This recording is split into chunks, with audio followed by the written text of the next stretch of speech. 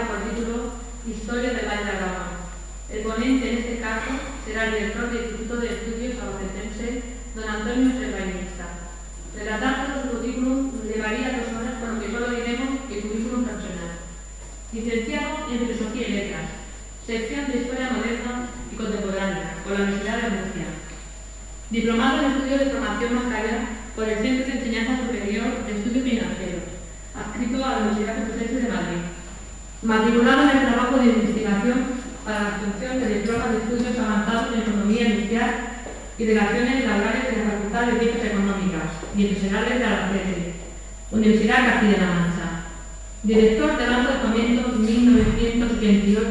1928-1994. Director de Caja de Inversiones, Caja de Ahorros y Monte de Piedra, Albacete, desde 1994. 3 cursos completos de Derecho en la Universidad de Murcia. Con ustedes, don Antonio Servainista.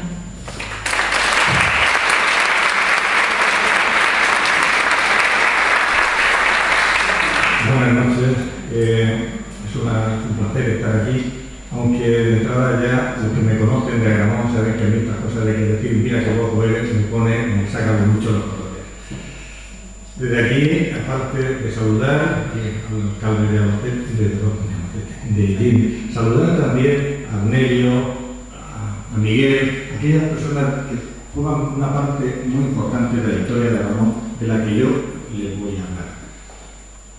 Hace unos años, no demasiado, cuando yo empecé la carrera y yo empecé tarde la historia, yo quise saber, quería hacer algo sobre la historia de Agramón. Recuerdo que entonces acudí, aquí era el párroco de Agramón, a don Juan, y me dijo, mira, de Agramón no hay nada. De Agramón, dijo, vamos, puedes encontrar algo del tono de mi nativa. De Agramón, nada. Después oí que Miguelito, porque así lo conocemos en Agramón, tenía un libro que hablaba de la historia de Agramón, que era el diccionario, un diccionario geográfico de muchos que existieron en el siglo XIX, que hablaba de Agramón de Ría y San.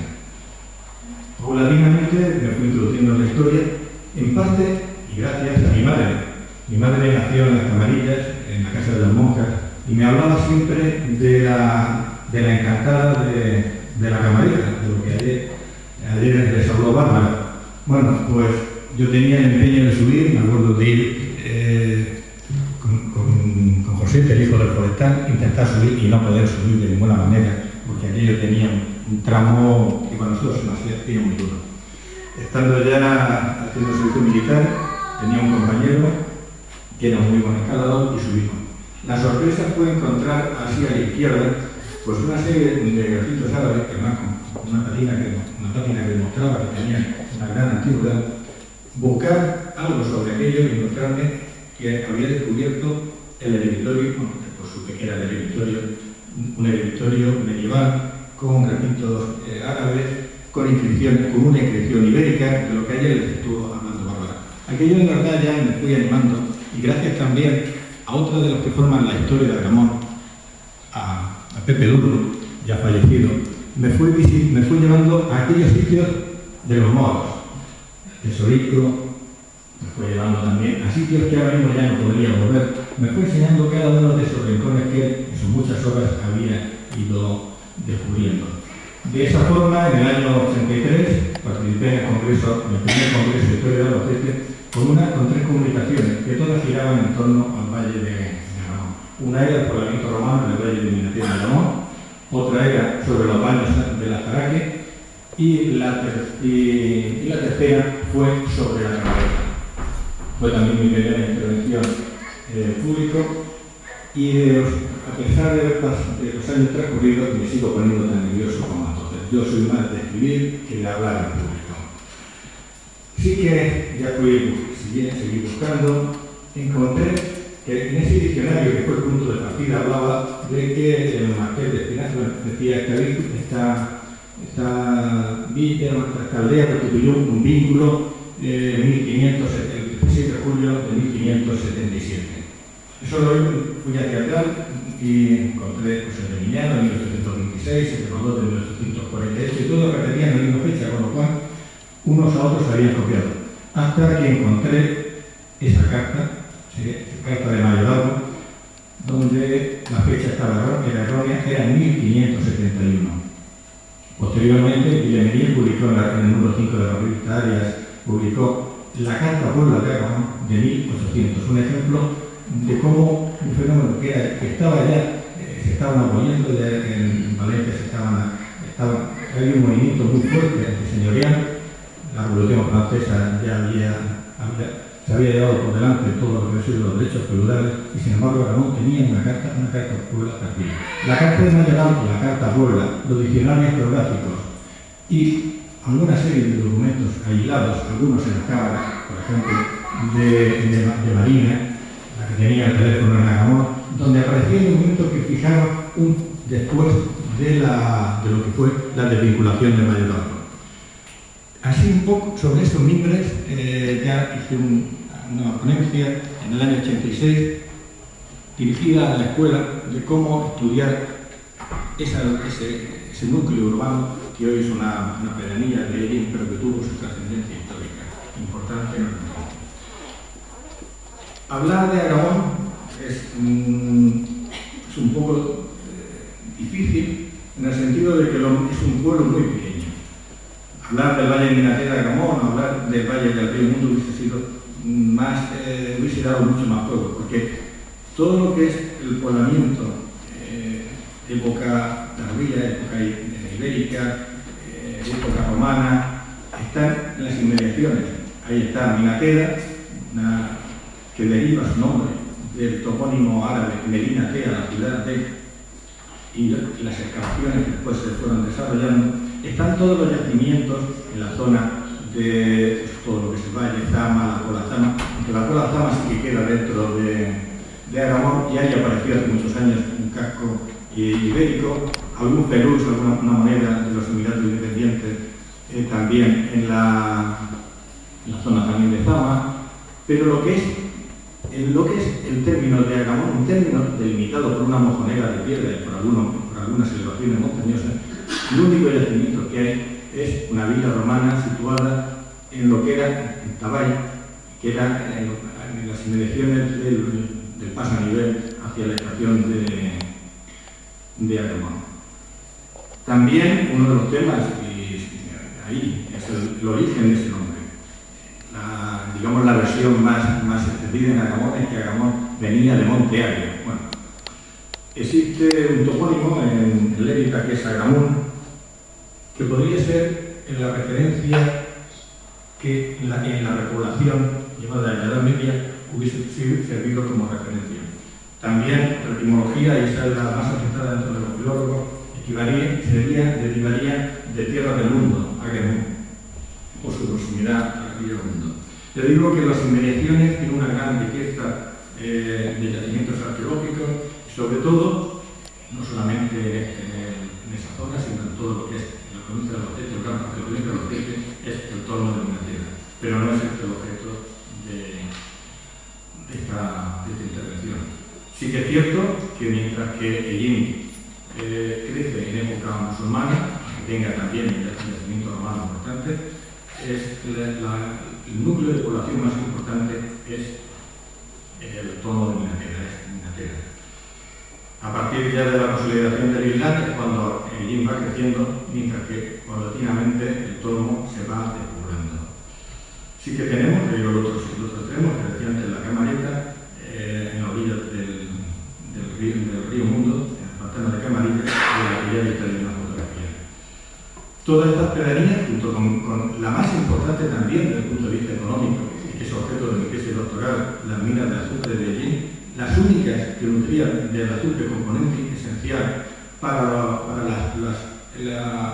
los barcos que zarpaban hacia América, que era componente esencial para la pólvora, y la pólvora era un elemento importantísimo para la conquista del Nuevo Mundo.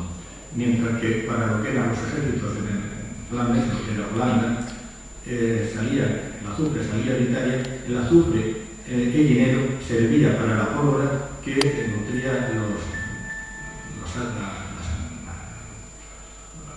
los barcos, al armamento, a pólvora de los barcos que iban hacia América. Las primeras noticias escritas que se recogen sobre Agramón datan del 28 de febrero de 1480. Hay que tener en cuenta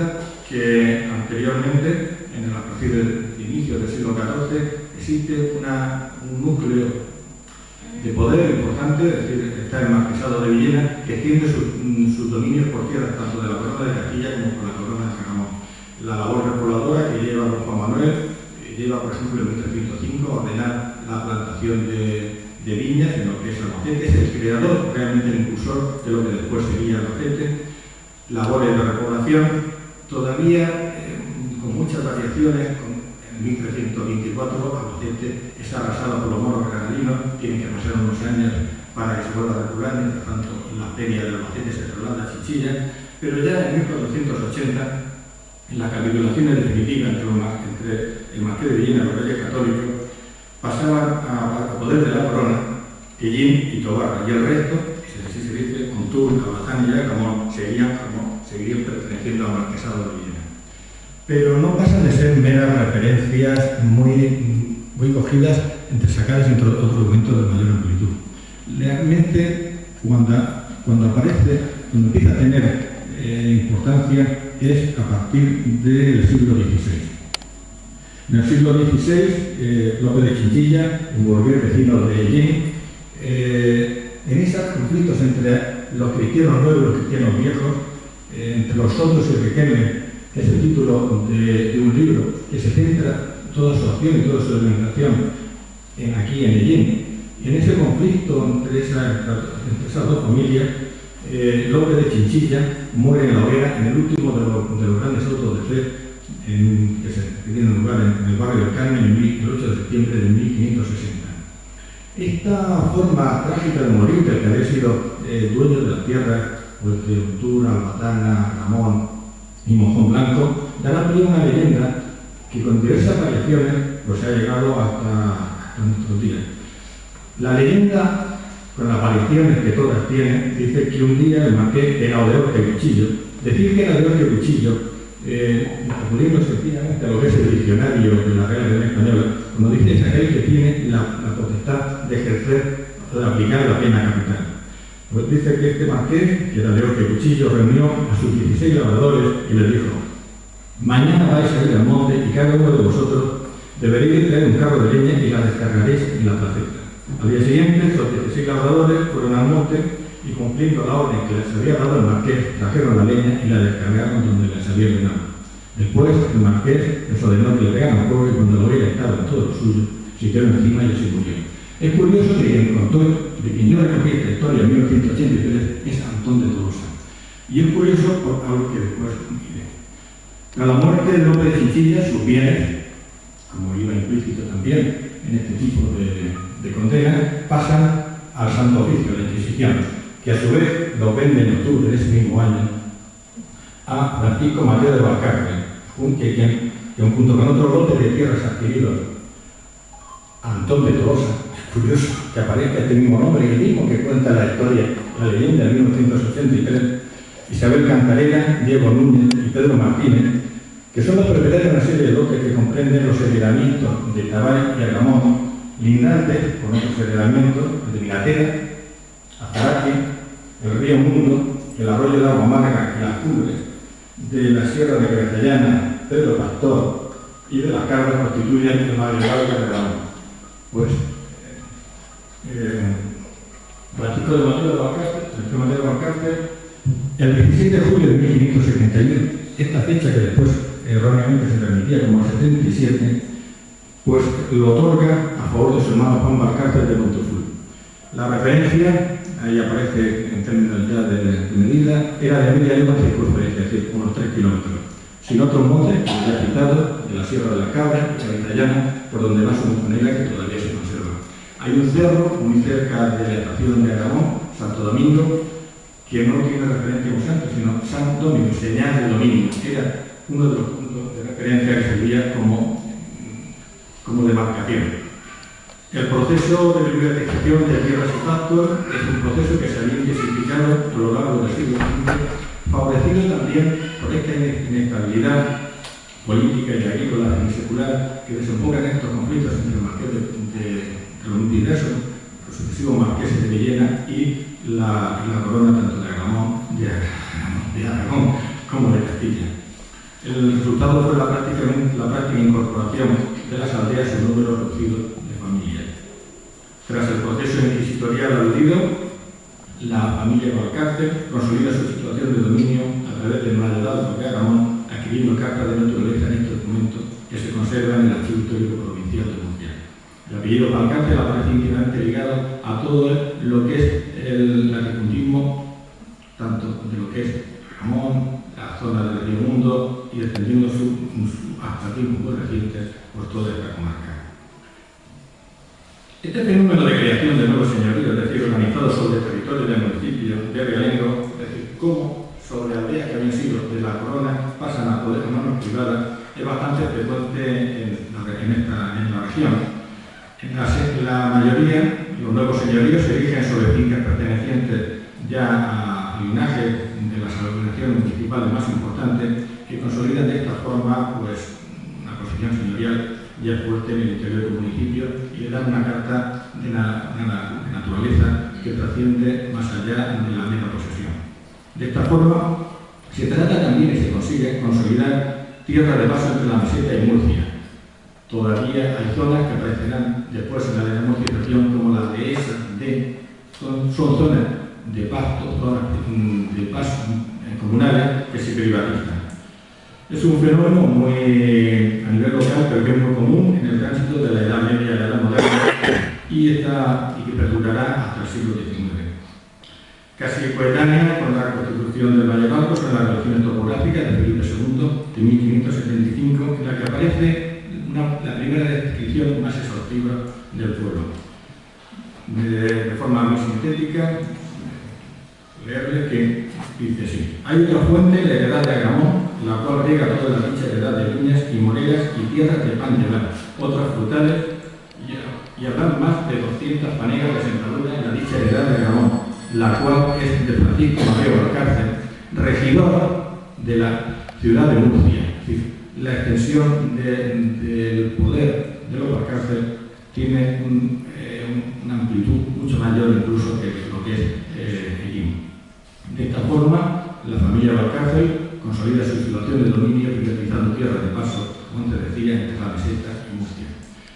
Hoy día Agramont aparece alejada dentro de la red principal. Sin embargo, hasta mediados del siglo XIX, según la cartografía de la época, Agramont era un hito todavía en el camino entre Murcia y Albacete. Los que conocen Agramont, o por lo menos han visitado, verán que hay un tramo muy corto que es la calle Mayor, mientras que el tramo que va desde inmediatamente lo que es la zona ya de la iglesia es la calle Murcia. Y en algunos planos, no muy antiguos, aparece todavía como camino viejo hacia Murcia.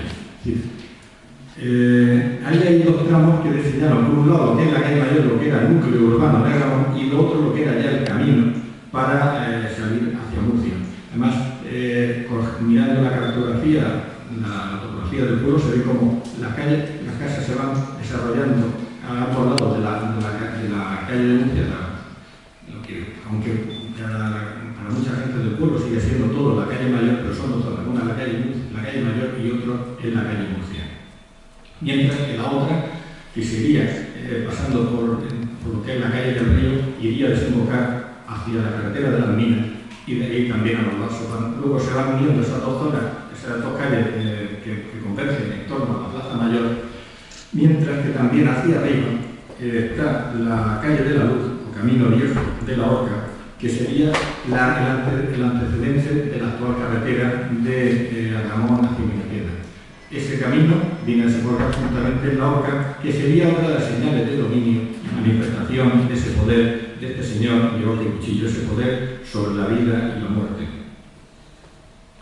A mediados del siglo XVIII, Agramont, por la vía matrimonial de los descendientes de Valcárcel, se había incorporado también a marquesado destinado, algo mucho más reciente y también mucho más conocido, quien, con ese fin de repoblar sus posesiones, dieron sus tierras ascenso enfiteútico a diferentes labradores. La ascenso enfiteútico en definitiva es una forma de, mediante un pago de una parte de las cosechas, mantener esa propiedad, esa posesión por tiempo de manera perpetua.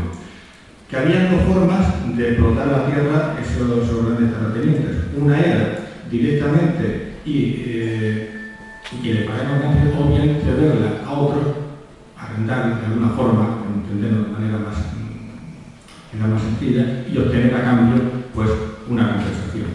Este contrato implicaba lo siguiente: las tierras de riego, los labradores pagaban un quinto de las tierras blancas, un séptimo del arbolado y 15 reales de cada fanega de artesanal.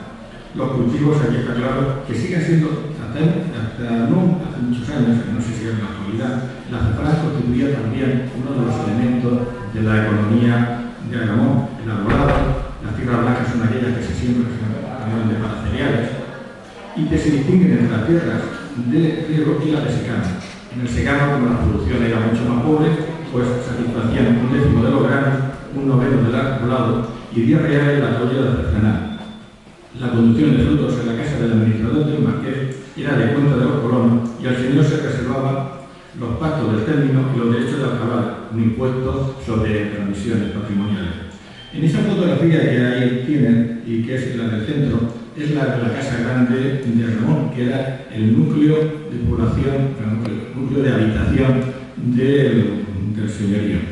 En esta casa todavía, no sé si en la actualidad, se conservaba lo que había sido la bodega, donde se hacía el vino, y también una antigua almazara, en la que por el peso y por la dificultad de transporte se soterraban todo lo que eran los rulos de Moler, porque era obligación de los colonos de llevar a Moler allí para hacer tanto la oliva, tanto el aceite como el grano, para obtener el trigo, la cebada, también como para hacer el vino.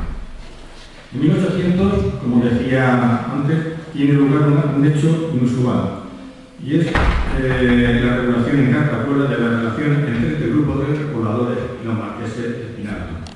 En esta época, por herencia, descansaban en los Fernández de Córdoba, residentes en Zaragoza, en poder de una gran fortuna que unía al título de marqueses de Espinardo, el de Aguilar y señores de Agramón, Montur, Albatán y Mojón Blanco. Desde el siglo XVI, desde López de Chinchilla, Agramón, Montur, Albatán y Mojón Blanco aparecen permanentemente unidos, y también de la fortaleza de Monteagudo, Murcia. En el documento de traslado del poder otorgado por el Consejo de Agramón aparecen por primera vez nombres de recordadores de estas tierras. Algunos apellidos todavía continúan en la actualidad. Aquí aparecen Francisco del Campillo, alcalde ordinario; José Verdú, regidor; Blas Jiménez, procurador síndico general; José Gómez, alguacil mayor; Francisco Vizcaíno, fiel de hechos, algo así como un notario, un fedatario; Juan Sarmiento, Pascual García, Francisco García, Agustín García, Sebastián Martínez, Joaquín Villena, quienes intervendrán por sí mismos y en nombre de los demás ausentes que se componen esta población.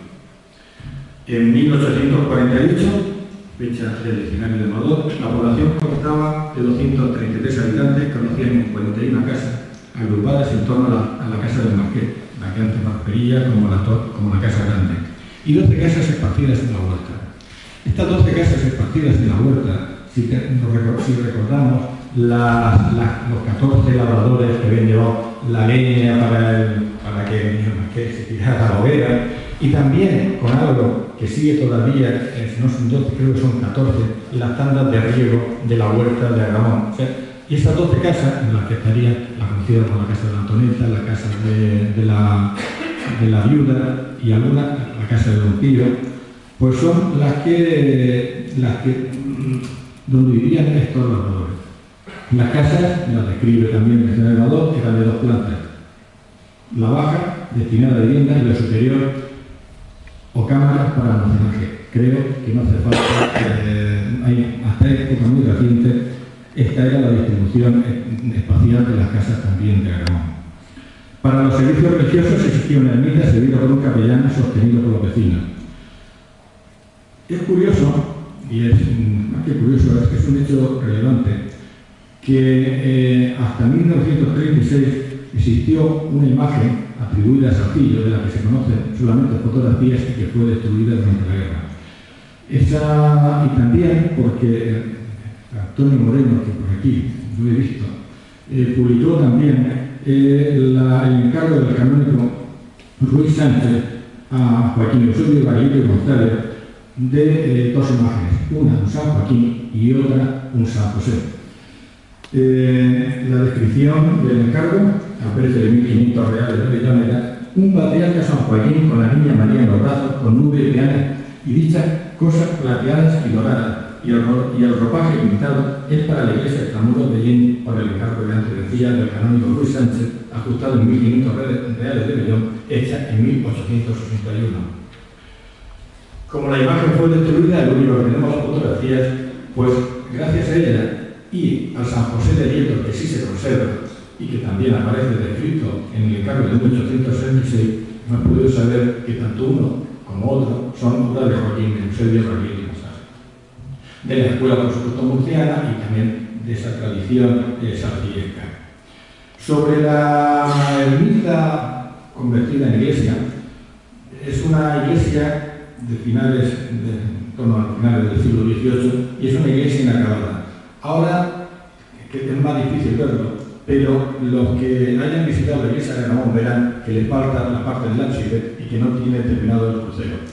Hasta hace unos años que me lo hicieron, la parte exterior, la que daba hacia la paralela a la calle Mayor, se veía que estaba todavía en piedras, sin enlucir, en piedra pequeña, en un aparejo suelto, que diferenciaba claramente de las paredes laterales y la fachada de la iglesia.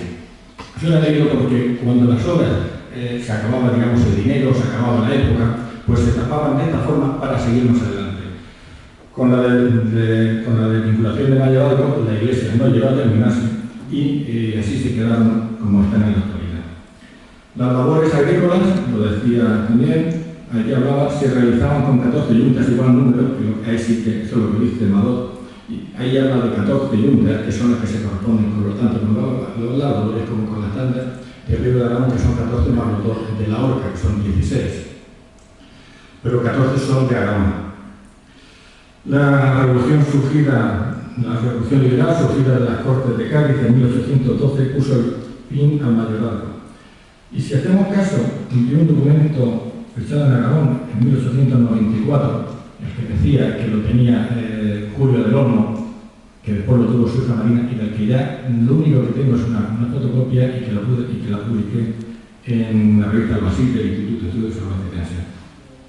Agramont dejaría de ser Villa del Señorío en 1855. Es un documento que hace alusión a la necesidad de la Guardia Civil y da una serie, y describe el pueblo, entre ellos que dice, a pesar de haber sido villa independiente hasta 1855, fecha en que se incorporó administrativamente al municipio de Lleni. Pero sí que es cierto, y lo que conocen a Agramont, saben que ha existido siempre un sentimiento muy fuerte de sentirse agramonero por encima de otras circunstancias administrativas. En 1848, volviendo a la tradicional de Madot, cuando se supiera Agramont, dice villa con ayuntamiento en la provincia y provincia territorial de Albacete, partido judicial administrativo de la iglesia de Nuestra Señora de la Asunción de Lleni. Una ermita servida por un capellán y los cadáveres se entierran en Lleni. Todavía no existía el cementerio de Agramont, se enterraban en Lleni. En 1881, en ese diccionario de Arriaga y San que hablaba y que Miguelito tenía y que era el libro de la historia de Agramont, cuando se refiere a Agramont lo cita como aldea agregada al ayuntamiento de Lleni. Es decir, entre 1848 y 1881 se produce esa vinculación administrativa de Agramont con Lleni, que posiblemente, y siguiendo ese documento que antes te hablaba, de 1894, se produjo en 1855.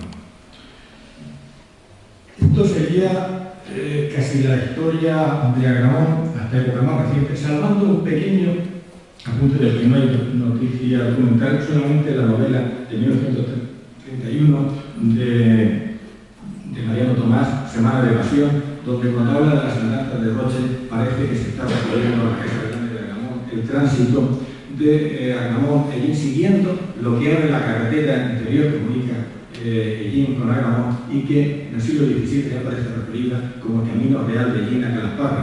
Camino Real que, arrancando de Ellín, bajaba hasta esa curva tan pronunciada que hay en la entrada de Agramont, seguía en dirección hacia el Azaraque, no llega por la parte superior de la balsa, cruzaba hacia el pantano de Camarillas, cruzando por lo que es el molinito, otro de los elementos de señorial, es decir, el molinito, que molía sus piedras a través de un complejo proceso de embalsamiento de agua del arroyo de Minatera o del rollo, como todos lo conocemos, almacenaba agua y luego soltaba y molía dos piedras de un molino que ya no queda nada en pie, pero vamos, que yo llegué todavía a poderlo fotografiar y poder tomar algunas muestras de lo que aquello fue.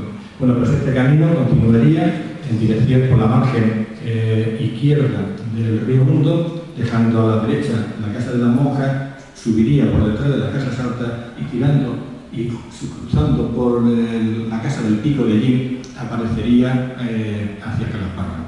Pues ese camino de Ellín a Agramont, ese camino real de Ellín a Calasparra, es el que creo que aparece igual que las referencias a la casa, y creo que se corresponde con la Casa Grande. Está hablando de la guerra carlista, está hablando de Rocha. Pero sí que ya hay datos, estos son históricos, mucho más recientes. Albacete tuvo no sé cómo decirlo, la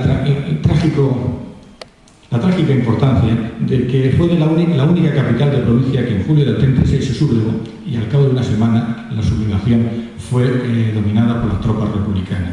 Bueno, pues este hecho, que forma parte de la historia de Albacete, también tuvo una incidencia en Agramont y en Minatera, porque el 19 de julio de 1936, siguiendo las instrucciones del gobierno republicano, los trabajadores del pantano de Camarillas, hay que recordar que en el año 32, Niceto Alcalá Zamora inauguró las obras, creo que es el 29 de marzo de 1932, inauguró las obras del pantano de Camarillas.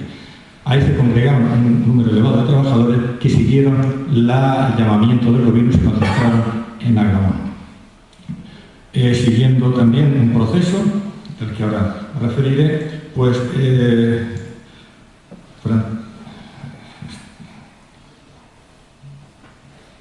desde la Casa de los Talaveras, pues dispararon contra la población sin que se tenga noticia de que produjeran víctimas mortales. Según las actas del proceso, tanto de la Casa de los Talaveras como de la Torre de la Iglesia, un grupo de civiles armados con escopetas de caza dispararon contra los manifestantes. Bueno, pues para detener el avance de las tropas republicanas, en las que se encontraba el capitán de artillería, Bañón, también vinculado con toda esta zona, un grupo de falangistas de Lieto, esto siguiendo lo que dice la historia de la cruzada de Joaquín Arrarás de 1940, y como aparece también en el informe del teniente Rodríguez Quemada de 1943, finalizada la guerra, donde describe los hechos de Albacete.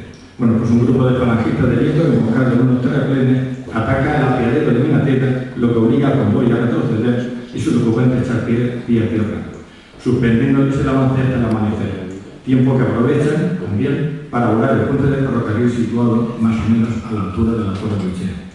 Esa noche, la noche del 22 al 23, las tropas republicanas pernoctaron en Agramont y Minatera. Hay un núcleo pequeño, tres casas en el frente del apeadero de Minatera, que las trasladaron a aproximadamente a lo que se llama aquí Conate, mientras que desde allí, según testimonios familiares directos, se apostaban metralletas y se dispersaban tanto el regimiento de artillería venido de Murcia como los milicianos entre Agramont y Minatera. Allí debieron de tener conocimiento de los sucesos que antes me refería y sus consecuencias quedan recogidas en la causa 2/1937 del 17 de octubre de 1937 y las condenas a muerte de Amelio Talavera García, jefe local de Falange, y el resto de los procesados, 11 más a pena de prisión entre 11 y 14 años. Ahí es un episodio donde no voy a entrar más. Recientemente publiqué un artículo a propósito de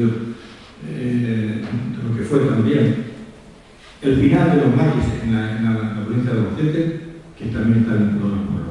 Pero también, desgraciadamente, el nombre de uno de sus habitantes aparece entre la documentación de la causa de los que allí murieron. Me refiero en concreto a Jesús Rodríguez Oliva, fallecido el 19 de noviembre de 1941. Pues bien, al final de los maquis de Levante aparecen dos agramaneros.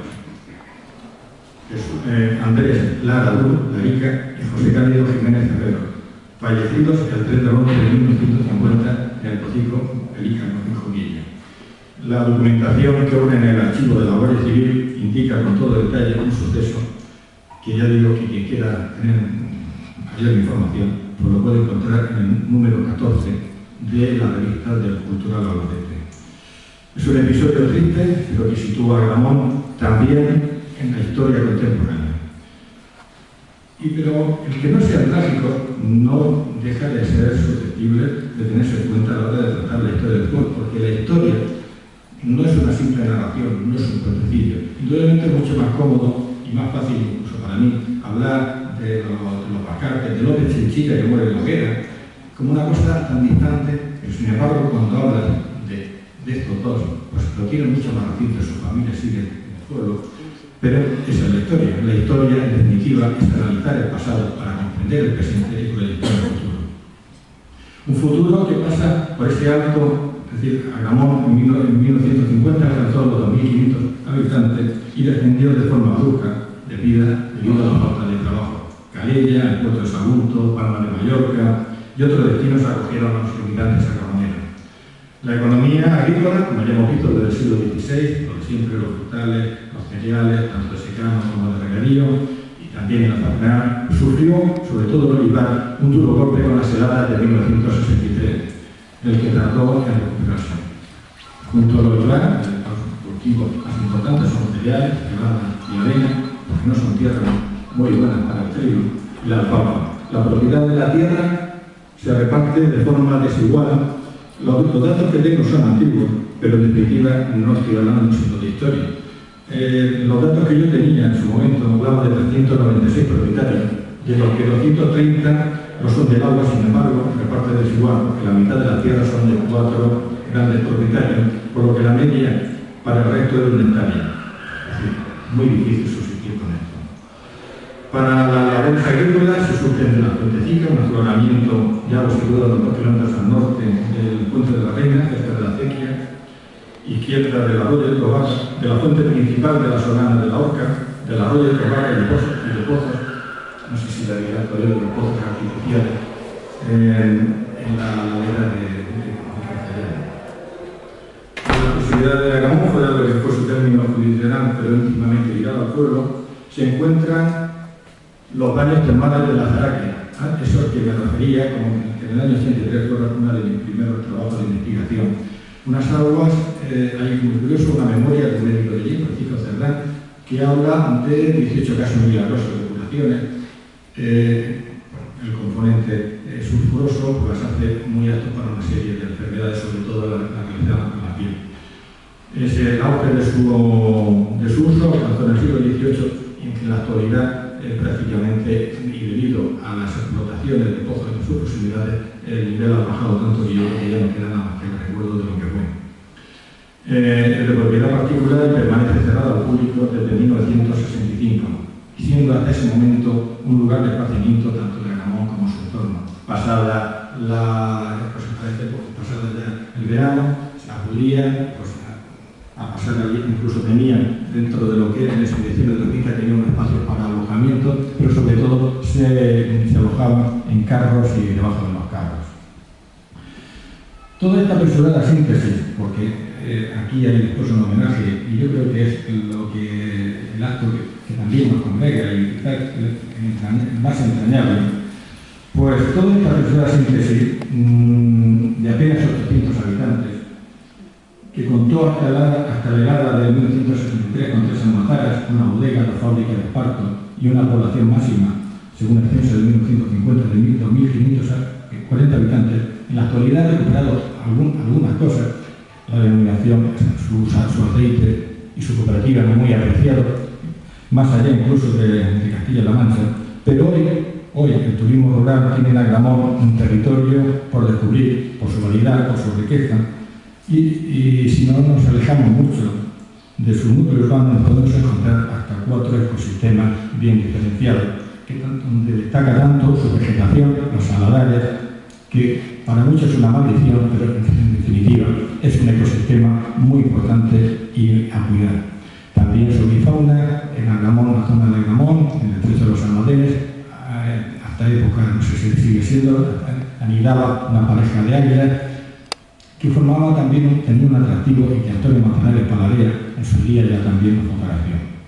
En definitiva, en este espacio que no he querido sobrepasar, quería haber sido incluso más breve, Agramont tiene mucho por descubrir y tiene también mucha historia. Aunque es un pueblo muy pequeño, pensamos en un espacio que decía de 3 kilómetros, de 9 kilómetros, es muy poco, pero sí que ha dado lo suficiente para que desde hace unos 30 años para acá el interés por su conocimiento, el interés por su historia pueda servir, por lo menos, para despertar el interés y también para animar a que la gente acuda a este pueblo y poder contribuir a su desarrollo. La historia, repito una vez más, es analizar el pasado para comprender el presente y sobre todo para proyectar el futuro. Muchas gracias.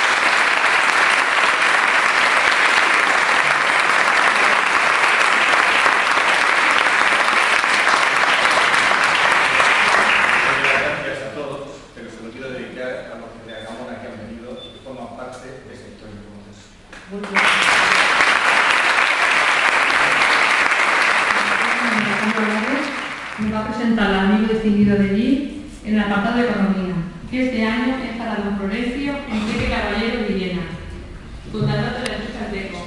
Cuando quiera puede subir.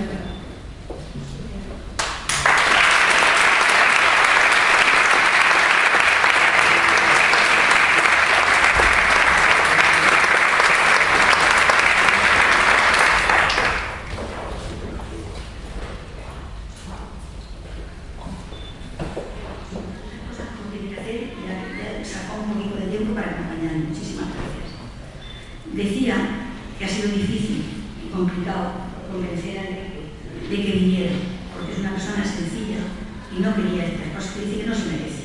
Aquí lo único que tratamos es de a todas las personas del pueblo que por sí solas se han hecho un nombre, se han hecho una vida, se merecen todo nuestro respeto y se merecen que le hagamos el homenaje simple y sencillo que esta asociación tiene. En fin, ya he dicho antes, señoras y señores, buenas tardes y gracias por acompañarnos.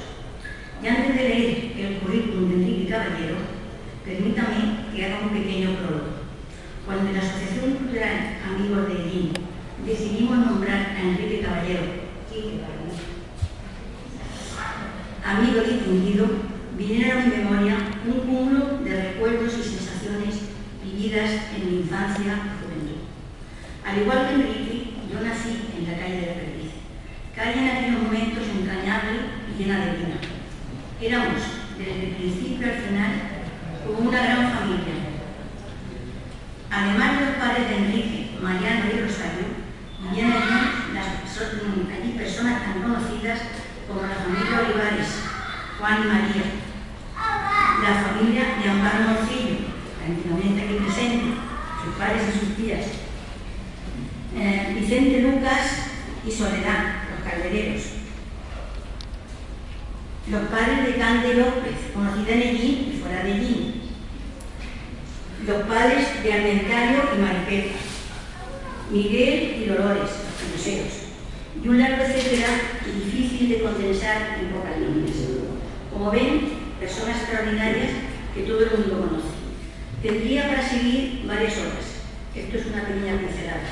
No les extrañe que recuerde esta época de mi vida de una manera especial. Y a todas las personas que en aquellos momentos vivíamos, para mí son como la familia, de una manera especial. Y ahora, sin más dilación, voy a leer el currículum de un hombre bueno, inteligente, trabajador, merecedor de nuestra admiración y respeto por su trayectoria profesional y personal. Dice así, habla en primera persona, se lo voy a leer yo, pero habla él.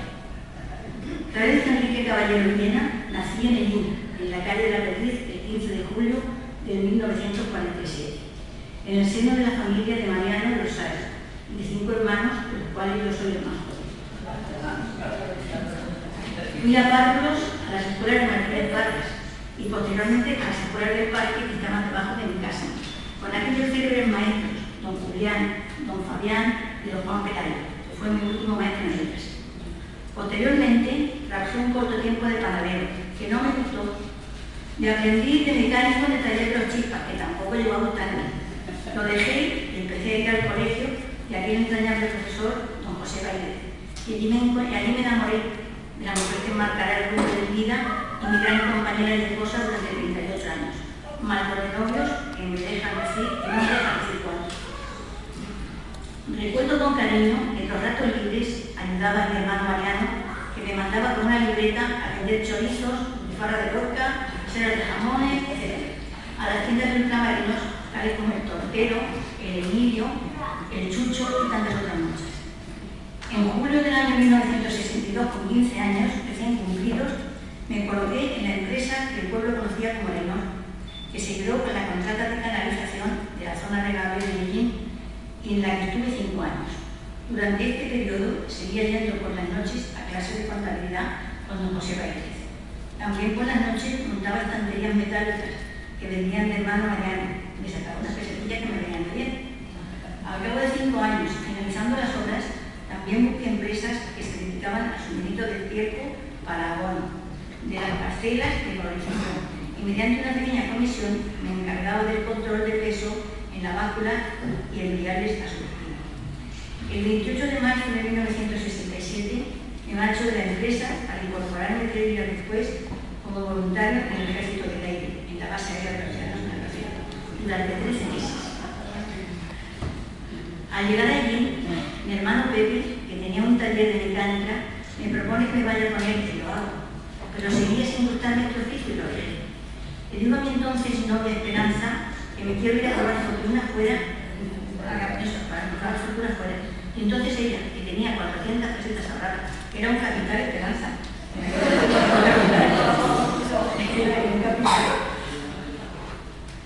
Ahora de coger puntos de media me los dejan. Y al día siguiente me fui a Alicante. Allí contacté con unos paisanos que estaban de camareros en el Chiringuito Rompeolas en la playa del Postilero y me recomendaron la pensión en la que se alojaban ellos. A los 20 días llegaba a Alicante procedente de Barcelona para abrir la delegación del Servicio Técnico de Undi, diputado Manolo, que se instaló en la misma pensión y estar juntos nos vino muy bien a ambos. Anduve buscando trabajo por la ciudad y cuando se estaban acabando los pocos fondos que tenía, estos paisanos no me consintieron que pasara hambre. Me pasaban bocadillos de chiringuito. Muy poco después me dijeron que fuera al Hotel Palace que necesitaban un pinche de camarero. Fui, aunque no tenía ni idea. El metro casi se muere cuando me dio actuar con la bandeja. Lo pasé francamente mal al principio, pero después quería que me quedase. Pero aquello no era lo mío. Buscando en el periódico encontré trabajo en un despacho de abogados en Vistahermosa. Y cuando terminaba por la tarde en el hotel, me iba al despacho.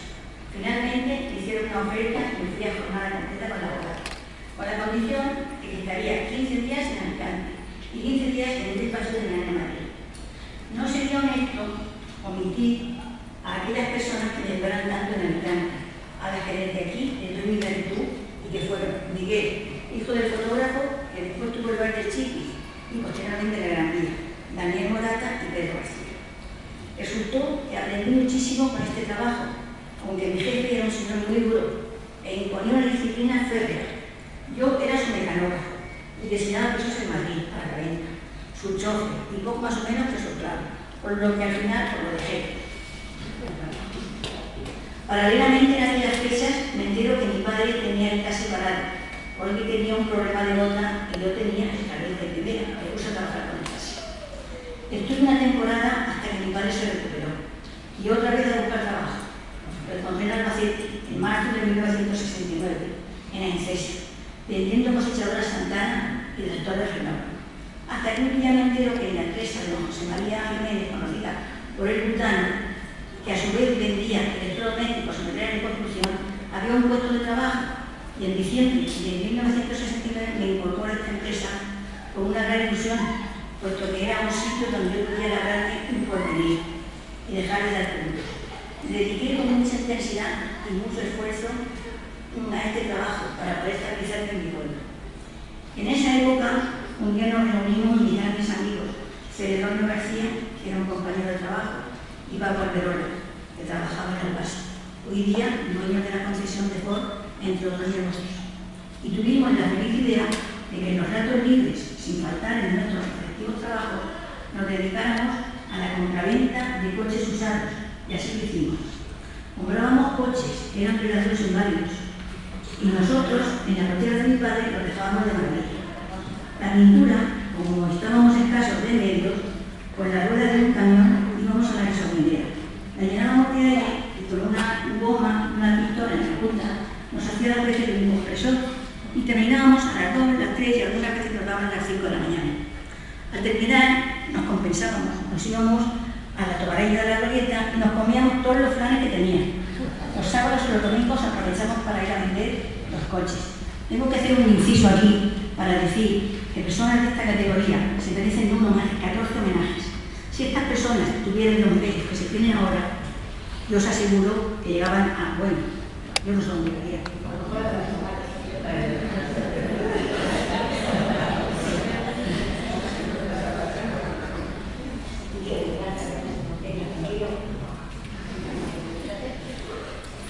Para mí fue una época francamente satisfactoria, pero al poco tiempo Celedonio se salió de la empresa para dedicarle todo el tiempo a los coches. Pero yo, equivocadamente, seguí creyendo que el Butano tenía mucho por venir y nos separamos. Lo cual me costó con mucho trabajo, porque eran unos socios de lujo y también amigos de lujo, y lo seguimos siendo. En el mes de junio del 71, viendo que las promesas empresariales no se cumplían, y yo con mis inquietudes y las ganas de casarme que tenía, no veía un futuro para formar una familia, un buen día, sin pensarlo, le dije a mi jefe que me marchaba, y otra vez a empezar. Estuve 2 meses sopesando varias opciones, y entonces mi hermano Pepe me propone crear una sociedad con él, en un taller de reparación de motocultores y venta de productos fitosanitarios.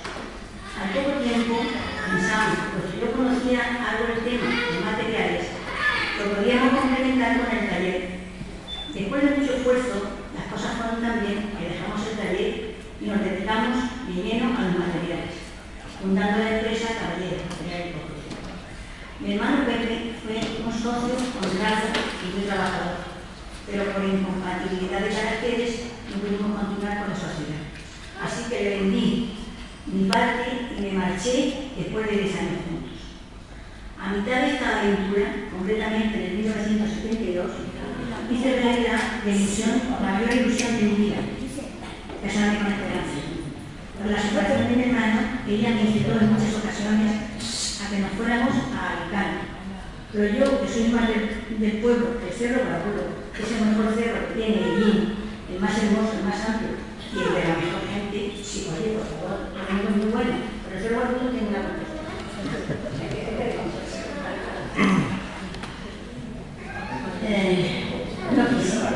En aquella época ella tenía un mini negocio que le enviaban tela para confeccionar vestidos de muñecas de dormir, tenía sentado mujeres que los cosían y ella controlaba la calidad.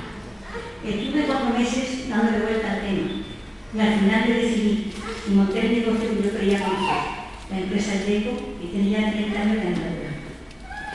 Dice subdistribución de azulejos y pavimentos por varias provincias y abrir una tienda en Ciudad Real y otra en Albacete. En la crisis del 96, el destino me lleva a Benidorm y me planteó expandir el negocio a Aquitania. Y así comienza la andadura empresarial del DECO en aquellas tierras. Debo decir que este proyecto no sería hoy lo que es sin la ayuda y apoyo de mi hijo Quique, que dejando sus estudios de económicas en Albacete me sirvió para sacar adelante un negocio en una zona con una competencia dura y muy consolidada. Ahí es donde se ve la categoría de las personas. Cuando hay una competencia de esa clase y salen adelante, ahí es donde se ve. Cuando mi hija María y su ahora marido Augusto acabaron la carrera de Derecho, se incorporan a la empresa. Después fue mi hija Ana, después su marido Oliver y la que hoy es esposa de Quique, Beatriz. Por lo que hoy puedo decir muy orgulloso que la empresa que creé hace 30 años está ya en las mejores manos. Jesús, mi cuarto hijo, no está en la empresa, se ha dedicado a la hostelería, en la que espero que haga un buen profesional se hará. En el año 98 en Alicante, en una cena con unos amigos, con mi querido cuñado Manolo, tuvimos la idea de crear la Asociación de Gallineros de la provincia de Alicante.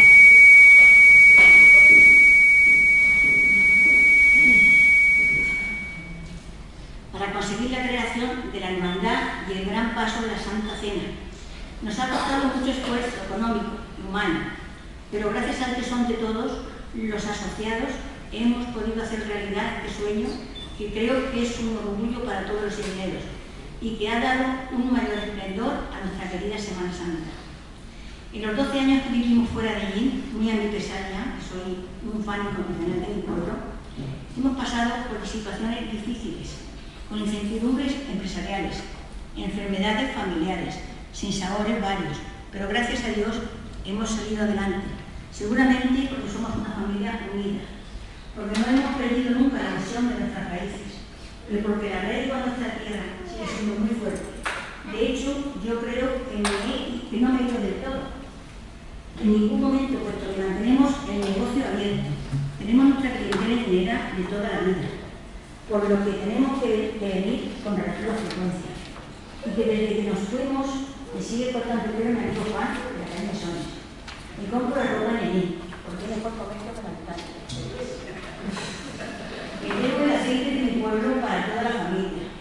Y mis nietas, cuando llego a Benidorm, me preguntan de qué, que así le llaman, ¿has traído para las rodas?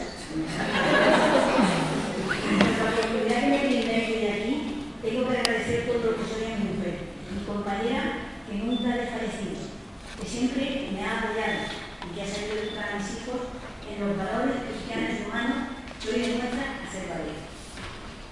A mis padres, Rosario y Mariana, que me inculcaron la importancia del esfuerzo y del sacrificio, y el respeto a los demás, y de quienes me siento profundamente orgulloso. A mis suegros, Remedios y Manolo, que siempre me han ayudado en lo que han podido, con mis hijos, con buenos consejos, haciéndome sentir como un hijo más. A mis hermanos, cuñados y sobrinos, que son mi familia y que aprecio y respeto profundamente. A mi hermana Sarín, que para mí ha sido la prolongación de mi querida madre. Y cómo no, a mi hermana Viva, a la que le tengo un cariño enorme y soy su mayor admirador cuando toca la guitarra y canta como los ángeles. A las tierras alicantinas que nos han acogido con cariño, especialmente a Benidorm, que es donde vivimos. A mis empleados, que me han ayudado a crear la empresa que hoy tengo. Con mención especial a los que ya no están, Manolo Villena y Fernando Villena, que fueron empleados y amigos y médicos. A todos mis amigos, gracias a Dios, tengo tantos y tan buenos que forman parte de mi vida. A mi querido pueblo, por este homenaje que no creo merecer, y a las personas que me han pensado, en mí para este acto tan emotivo. Por todo lo dicho, la Asociación Cultural Amigos de Elín tiene el honor de nombrar a don Enrique Caballero amigo distinguido de Elín en el apartado de Economía.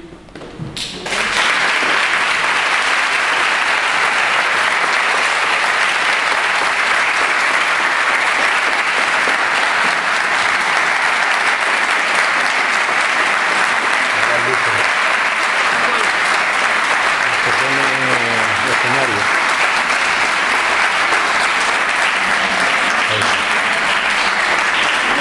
Hay un familiar que quiere decir algo y le invito a que suba, que es su sobrino Juan Antonio y su cuñada, me parece. Así que os invito a que subáis y le digáis a Enrique lo que queráis, a veces en vuestro medio.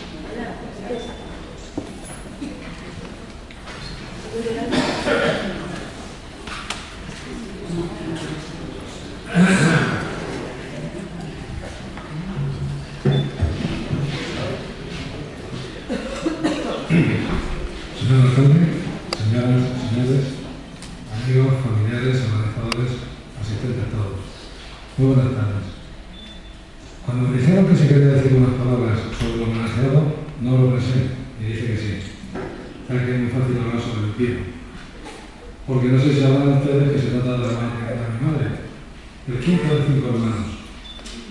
Y digo esto así porque me parece importante hacer una reseña sobre sus inicios en el mundo, su nacimiento y dónde se crió, porque esto sin lugar a dudas además configura su carácter y su temperamento. Rasgos ambos que han sido fundamentales para ayudarle a alcanzar los logros que ha conseguido. Como ya he dicho, fue el quinto de 5 hermanos, nacido en la calle del Perdiz, cuando todavía peleaban por guerra y por supuesto planeaba por toda España la escasez, la necesidad y otras muchas dificultades que ahora en el caso de recordar. En este escenario, él desde muy pequeño empezó a ver cómo sus padres, Mariano y Rosario, trabajaban incansablemente para sacarlos adelante, a los 5 que ya eran. Esto desde el principio le estaba diciendo que en la vida sin trabajo duro no hay nada que hacer. Él lo comprendió rápidamente y por eso ya desde muy joven empezó a buscar en un trabajo y en otro cuál era su sitio. Pasaron los años, creció y trabajó desde florista a camarero, pasando por taxista, oficinista, vendedor de coches, en fin, una multitud de oficios en los que fue aprendiendo y forjando su temperamento. Estuvo en Madrid, en Alicante y no sé si en algún sitio más, pero lo que no me cabe duda es que buscó y buscó hasta encontrar su sitio. No recuerdo la fecha, pero sí sé que fue en los primeros años de la década de los 80 cuando fundó su empresa, la que hoy conocemos todos como Iveco.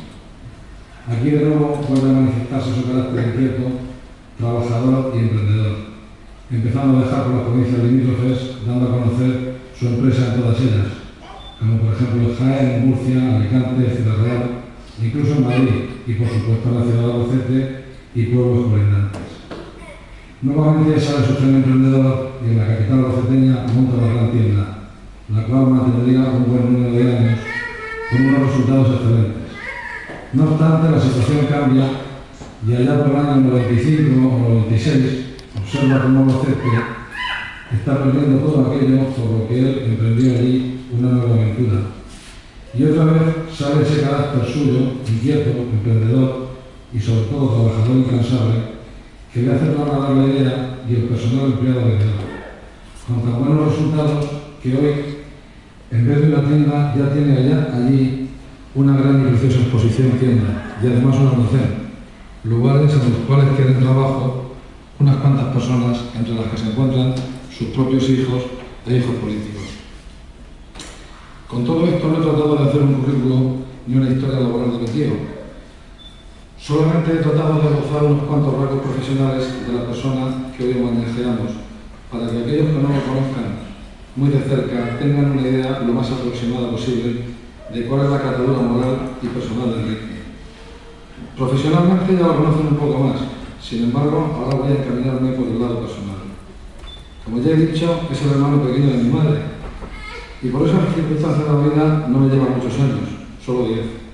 Y desde que yo era muy pequeño siempre he mantenido una relación muy estrecha, cosa que con él no es nada difícil. En las muchas ocasiones en las que yo pasaba días o temporadas en casa de mis abuelos, tenía la oportunidad de ir conviviendo con él y conociéndolo. De hecho, me llevaba cuando salía con sus amigos, o iba por la novia, e incluso en Semana Santa, a tocar el tambor. Y que fueron muchos años los que salí con él y con su cuadrilla, el miércoles y jueves santo. Igual que han sido muchas las veces en las que hemos viajado juntos, muchas horas en un camión o en un coche, ya que él por su trabajo así tenía que hacerlo. Y yo en mis vacaciones o días libres, como me gustaban y me gustan mucho todos los vehículos, y él me dejaba cocinar lo que yo quería, pues venía justo. Él me iba solo y yo disfrutaba como chiquillo de lo lindo. Más tarde, y no tan chiquillo, porque ya tenía carnet de conducir, también compartí muchos kilómetros y horas de conversación con él. Entonces en coches, porque ya no conducía camiones con asiduidad. Aunque uno de los viajes que más recuerdo fue uno que hicimos precisamente en un camión, de los primeros que tuvo, y más concretamente el negro de pequeño tonelaje.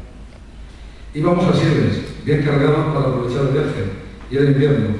De hecho, en las cunetas había bastante nieve, o quizás era hielo, y sin embargo nosotros dos, dentro de la cabina, teníamos que ir casi desnudos, del calorazo que soltaba el motor, que iba entre los dos asientos. Y claro, con las cuestas que hay, el pobre no daba abajo. Y luego en la bajada no se le podía dar un respiro, pues los frenos tampoco eran los efectivos que sería preciso para las cuestas. Y había que sujetarlo con el motor y el uso de marchas cortas. En fin, un viaje para recordar, porque entre el ruido, el calor y la visión de mi tío agarrado al volante, con las dos manos, con todas sus ganas, poniéndose de pie para pisar el freno con más fuerza, no es por olvidarlo. Y sin embargo, lo pienso ahora, en ningún momento sentí miedo ni temí por nuestra integridad física.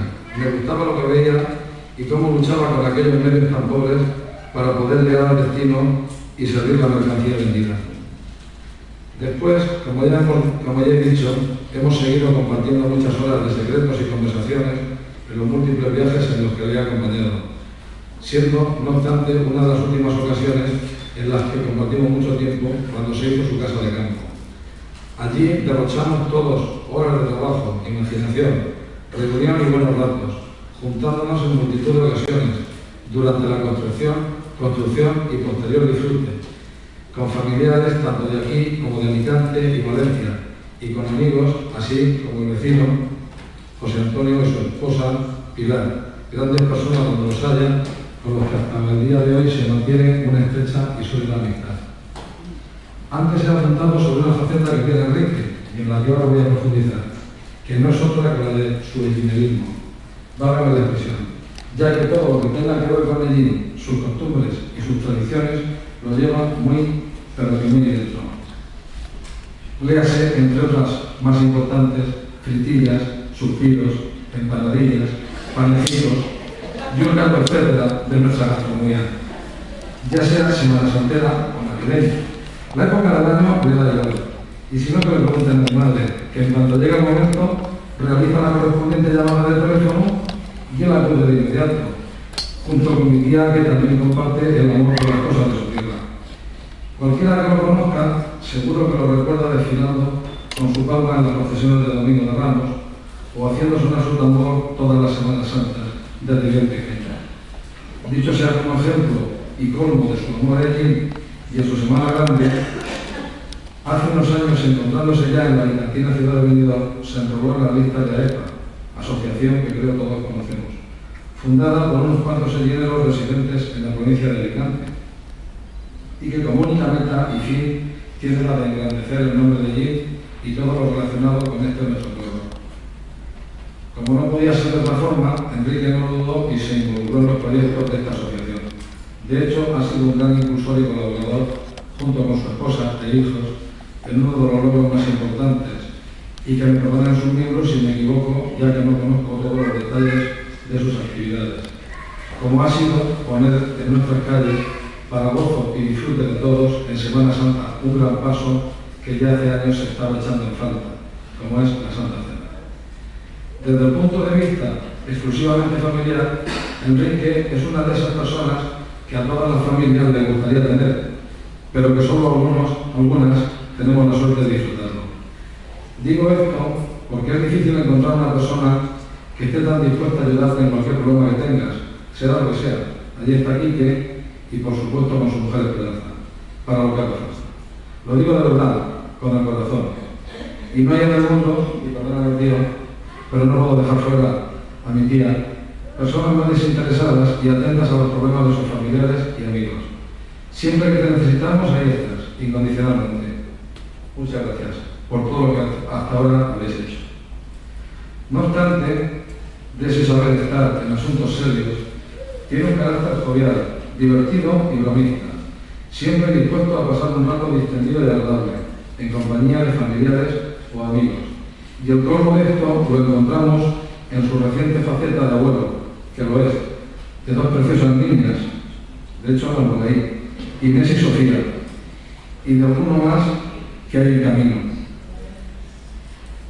sin los cuales ya no podía vivir, porque te enseña sus fotos, te cuenta las cosas que hacen o dicen, y a poco que hables con él, enseguida salen las nietas. Lo que digo, todo un abuelo, pero no solo esto, es todo un marido, un padre, un hermano, etc. Y no sigo por no dejarme a nadie y que se pueda molestar por mi visión. Pero quien lo conoce, lo sabe. Todo un caballero. Y aquí sí aprovecho el doble sentido, porque lo es de hecho y de derecho. Bueno, el tiempo que tenía para esta misión se está acabando. Y no quiero llegar al final dejando en el ambiente la sensación de que soy un adulador, un mentiroso, o que tú eres un cúmulo de virtudes solamente. Pues no es así, ya que como humano que eres, tienes alguna que otra cosilla, como todos, pero que ni la recuerdo, seguro que por insignificantes. Y además con tu saber y tu cariño, tapas cualquier tipo de defecto. Gracias por ser como eres y que sepas que os queremos.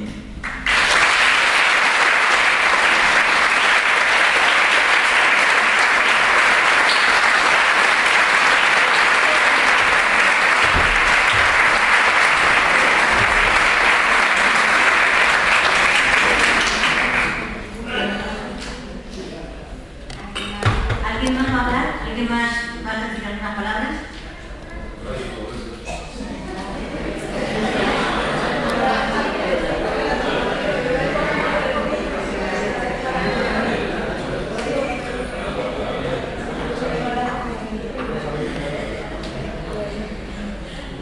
Señor alcalde, señor presidente de la Asociación de Medios de Venir, señor Francisco, Enrique, a todos y a todas, muy buenas noches. En primer lugar, este Madrid, esta sala, me trae muy buenos recuerdos. Como ustedes saben, por aquí he ido pasando continuamente las 12 figuras, bueno, mejor dicho, las 10 figuras que presentaba la selección de dinero de la provincia de Alicante. Con lo cual, hemos vuelto con los homenajes a Enrique, ¿no? A sentimentalmente acordarme del aula que ya, gracias a Dios y gracias al pueblo de allí, está circulando por las calles de allí para que empiece su masa. Y ya no puedo decir nada más porque ya me ha dicho todo. Y qué decir de Enrique, mi cuñado, Enrique forma parte desde pequeño de la familia Pérez. Yo a Enrique lo conocí prácticamente cuando tenía 9 años, y yo lo creo. Bueno, y lo he conocido la familia como uno más.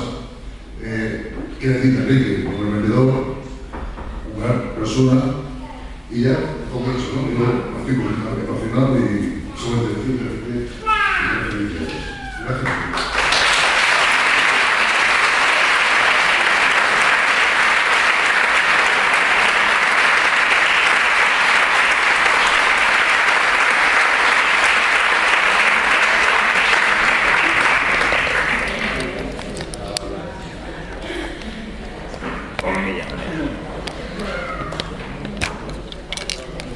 Buenas noches a todos, muchas gracias por vuestra asistencia.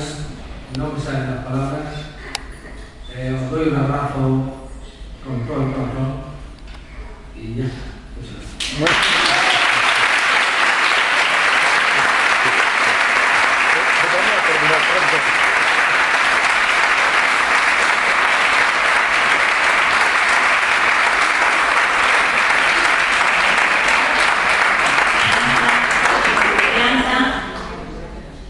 Esperanza, por favor.